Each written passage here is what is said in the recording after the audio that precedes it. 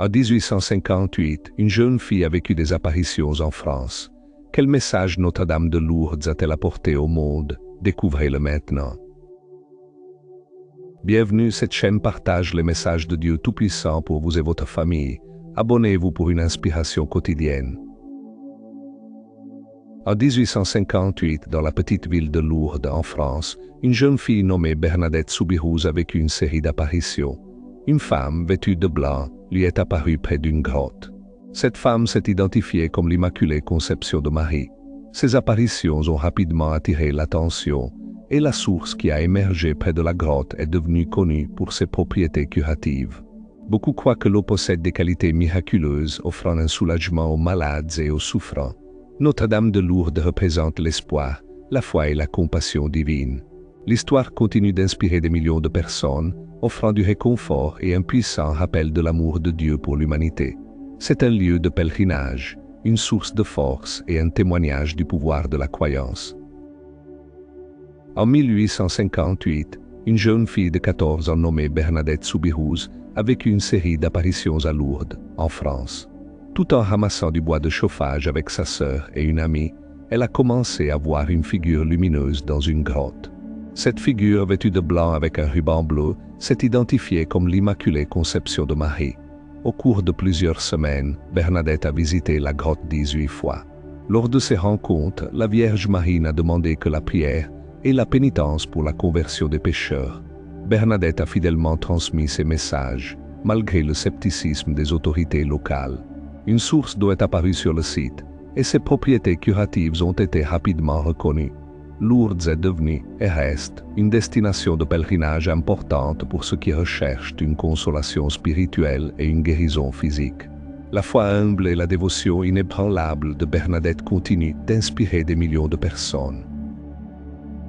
Les apparitions à Lourdes ne sont pas simplement des événements historiques. Elles constituent un puissant appel à la conversion.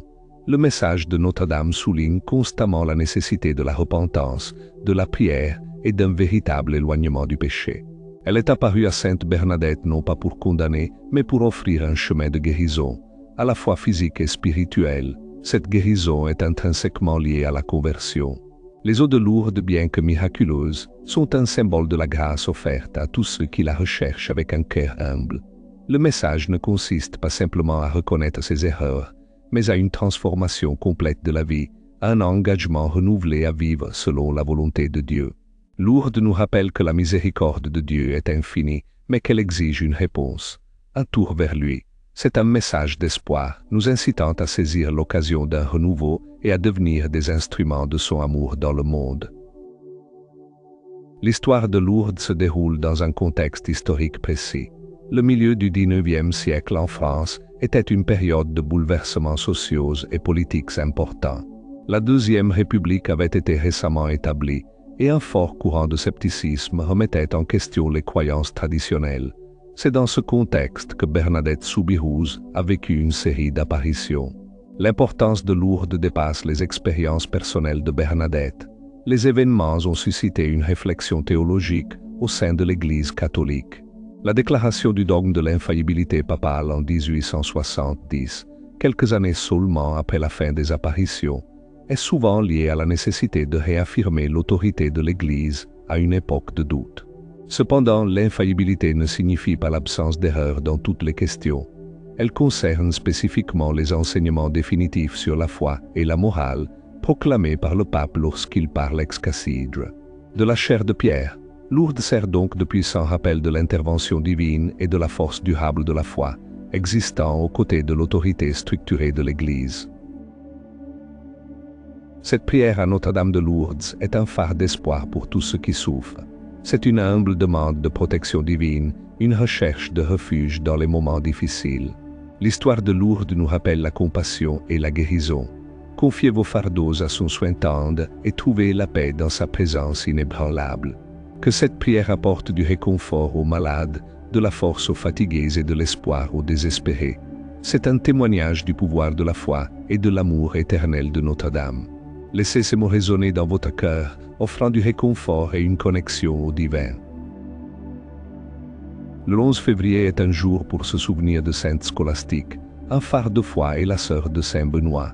Sa vie dédiée à la prière et à la contemplation continue d'inspirer. Cependant, le calendrier liturgique reconnaît également d'autres hommes et femmes saints ce jour-là. Saint Gordien, un soldat romain martyrisé pour ses convictions, fait partie d'entre eux. Saint Auxentius, un évêque connu pour son engagement inébranlable envers l'Évangile, est également commémoré. Et Saints Abdon et Sénène, deux martyrs persans, sont rappelés pour leur témoignage courageux. Ces saints, chacun avec sa propre histoire unique, incarnent la dévotion, le courage et une foi inébranlable. Leur commémoration collective enrichit notre compréhension spirituelle et nous offre des conseils sur nos propres chemins. Nous partageons les messages de Dieu Tout-Puissant pour vous et votre famille. N'hésitez pas à laisser vos commentaires. À bientôt.